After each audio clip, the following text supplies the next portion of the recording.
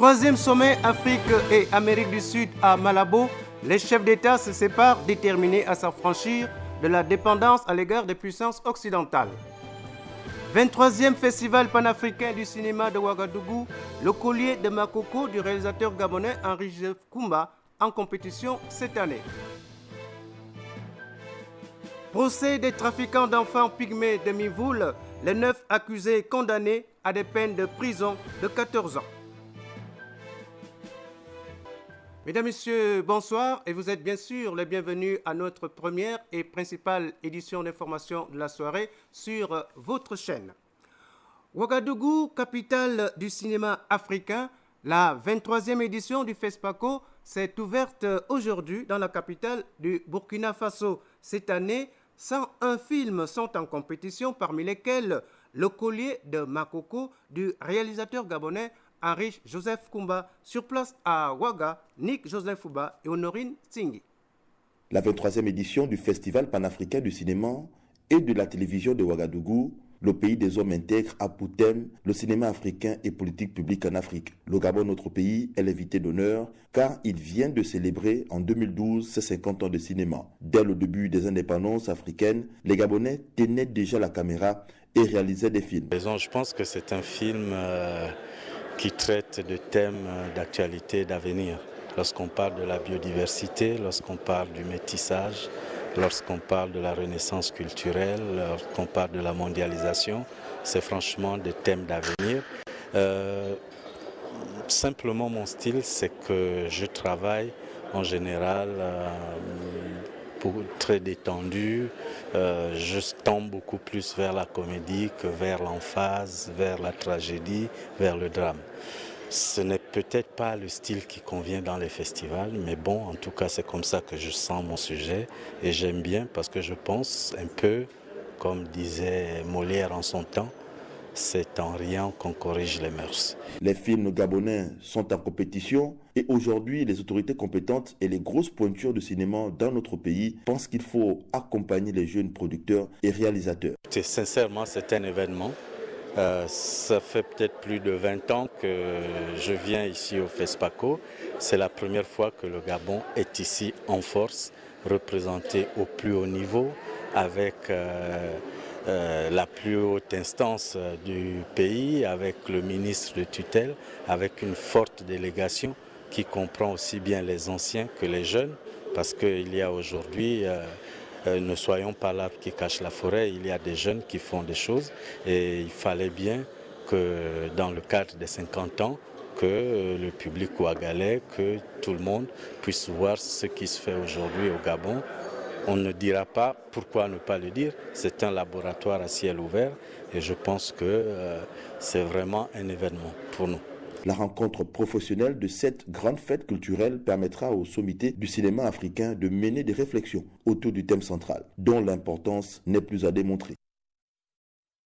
Alors, Henri-Joseph Koumba, déjà là, les encouragements de nos confrères qui suivent cet événement à Ouagadougou. Événement artistique culturel à Ouaga, événement culturel international à Libreville, où se déroule depuis cet après-midi un carnaval international. Et nous aurons demain le film complet de cet événement culturel avec nos envoyés spéciaux qui sont sur place au boulevard du bord de mer. Troisième sommet des chefs d'État et de gouvernement, d'Afrique et d'Amérique du Sud à Malabo, en Guinée équatoriale. La rencontre s'est achevée hier. La diversification des partenaires économiques figurait parmi les points en discussion. Les précisions avec Bienvenu Miko et Barthel Boisse. D'État et de gouvernement d'Afrique et d'Amérique du Sud prend pied à Malabo. À la tête d'une forte délégation d'experts ici en Guinée équatoriale, le président Ali Bongo Ondimba est venu apporter sa pierre à l'édifice de la coopération Sud-Sud. Près de 70 États d'Afrique et d'Amérique sont réunis ici au palais des conférences de Sipopo. À l'ordre du jour, experts et officiels venus des deux continents planchent sur les stratégies et mécanismes pour le renforcement de la coopération Sud-Sud. Dans leur adresse, les différents orateurs reconnaissent tous la portée de la rencontre et des débats pour l'avenir du forum. Dilma Rousseff, la présidente de la République du Brésil, s'inscrit dans cette dynamique. La rencontre de Malabo est un jalon sur le chemin d'un avenir meilleur. Les deux régions représentent plus d'1 milliard d'habitants, avec un potentiel humain et naturel indéniable. À Malabo, l'Afrique et l'Amérique veulent se donner les moyens de réduire la pauvreté et la dépendance vis-à-vis des pays développés. Dans un monde globalisant, le sommet qui se tient s'oriente donc vers une coopération économique et sociale plus étroite pour le développement de deux continents unis par des liens historiques et culturels. En tout cas, le forum de Malabo se présente comme étant une plateforme commune d'échanges socio-économiques et politiques. Africains et Sud-Américains voudraient se donner les moyens de s'affranchir de leur dépendance à l'égard des puissances occidentales. Bienvenue Miko Barthelbois. Le forum de coopération Afrique-Amérique du Sud est un forum birégional d'échange et de coopération politique. Il réunit 55 États d'Afrique et 12 d'Amérique du Sud. À Abuja, au Nigeria, 17 États africains et 4 Sud-Américains prennent part au premier sommet en novembre 2006. Son but, renforcer les liens de fraternité entre les peuples et la coopération pour un développement durable.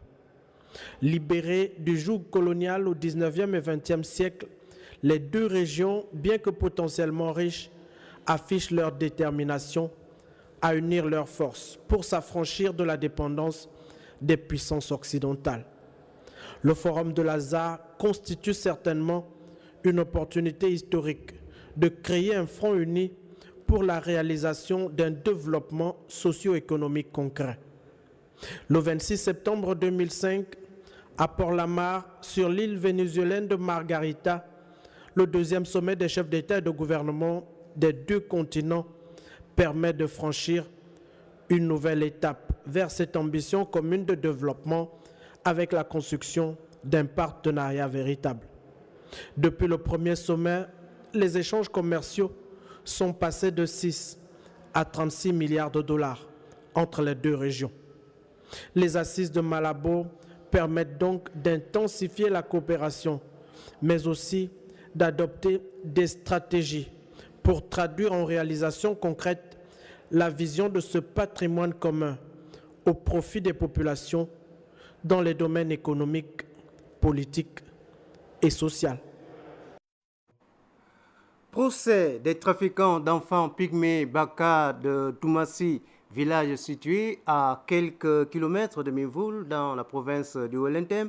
Les 9 accusés écopent d'une peine de prison de 14 ans assortie de quelques années de sursis. Le récit de Stevie Oyanmezu et Jean-Gérard Miindou. Dans cette affaire de trafic d'enfants, entretenue depuis près de 10 ans et qui a indigné les Gabonais, le procureur général avait requis une peine de 20 ans de prison ferme pour tous les accusés. Du ministère public, défenseur de la société, la Cour qui prononce sa décision en dernier est libre. Ce sont des faits assez graves que nous voulons désormais combattre. Il n'est plus question que certains comportements se poursuivent dans ce pays. Mais les juges ont décidé d'infliger 14 ans de prison à tous les accusés, avec toutefois des sursis de 12 ans aux 3 considérés comme complices dont le chef de village et 7 ans aux 6 autres qui ont été déclarés trafiquants, notamment les familles des trafiqués. Un jugement motivé par le fait que les personnes incriminées ne mesuraient pas la gravité de leur acte, pensant respecter une tradition propre à leur communauté. Tradition qui voudrait que l'on marie des jeunes filles mineures pour que l'époux assure leur éducation matrimoniale. Ce procès relance, disons-le, le débat sur la méconnaissance des lois et règlements étatiques des peuples qui vivent en autarcie. Ce que je retiens de ce procès, c'est plutôt le fait qu'il faudrait que notre société pense aux pygmées. Et pas seulement aux pygmées, mais à toutes ces populations qui vivent dans une forme de discrimination. Aujourd'hui, ce sont des Gabonais, mais des Gabonais qui n'ont pas d'existence juridique, qui n'ont pas des pièces d'état civil, mais qui sont jugés par un pays dans lequel ils ne sont même pas reconnus. La loi est dure, mais c'est la loi. Et comme nul n'est censé ignorer la loi, la sévérité de ce verdict devrait décourager toutes les personnes qui voudraient se livrer à ce type de commerce qui bafoue la dignité humaine. On va partir donc pour parler de l'Église. Monseigneur Dominique Bonnet de Mouila vient de prendre sa retraite et ce dernier a dû célébrer sa dernière messe en présence de plusieurs fidèles de Mouila et aussi en présence de notre reporter Pélagie Mbu et Yvette Onkosa.